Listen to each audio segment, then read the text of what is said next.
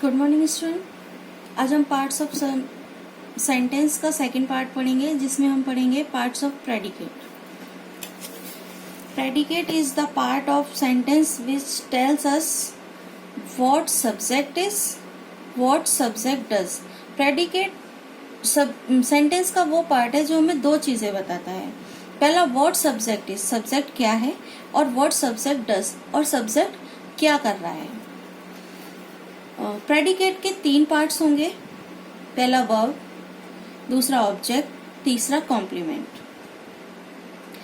तो पहले हम बात करते हैं वर्ब के बारे में। Verb is a word that shows action, condition और पोजीशन।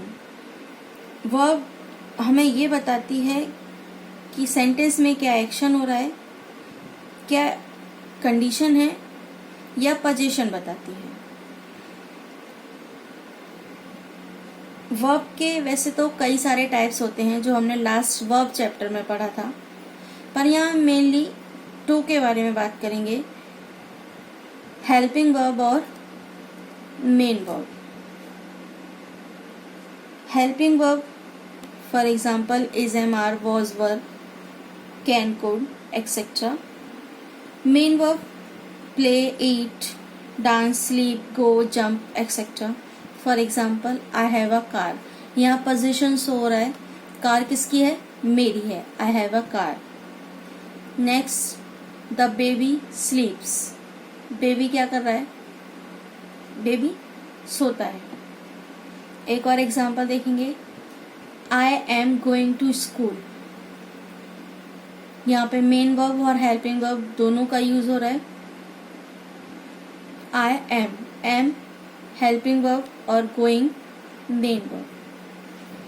नेक्स्ट हम बात करते हैं ऑब्जेक्ट की। In a sentence the object is having something do to it. जिस पर कर्ता के काम करने का प्रभाव पड़ता है वो ऑब्जेक्ट होता है, जिसे हम हिंदी में विधेय कहते हैं। किसी भी वाक्य में कर्ता द्वारा किए जाने वाले कार्य का बोध जिन शब्दों से होता है वो कर्म कहलाता है। Object for example, Rohan is playing cricket. जैसा कि मैंने पहले बताया था, प्रेडिकेट को और सब्जेक्ट को अलग करने के लिए हेल्पिंग वर्ब से अलग करते हैं। तो यहाँ सब्जेक्ट होगा Rohan, is playing cricket object होगा, प्रेडिकेट होगा।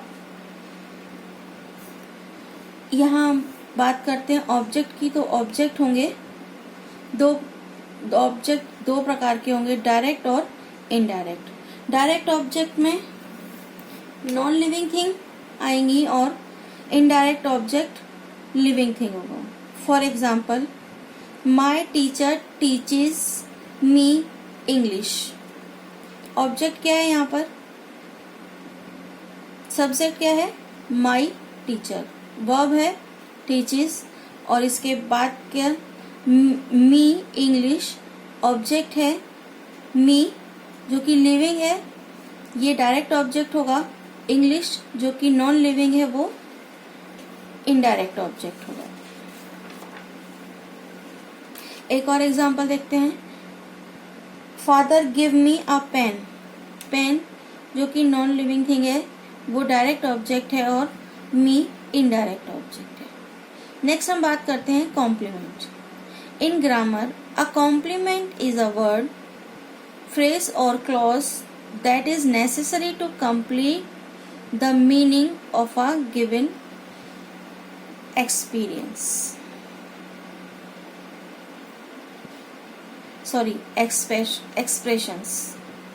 पूरक वह वाक्यांश होते हैं जो वर्ब के साथ मिलकर भाव पूर्ण करते हैं या पूर्ण भाव को प्रकट करते हैं। कॉम्प्लीमेंट भी 2 टाइप के होंगे, सब्जेक्टिव कॉम्प्लीमेंट और objective complement. Subject complement an adjective or a noun that rename or define in some way the subject follows a linking verb which links it to its subject. For example, the man is a good father. Father noun which rename the subject.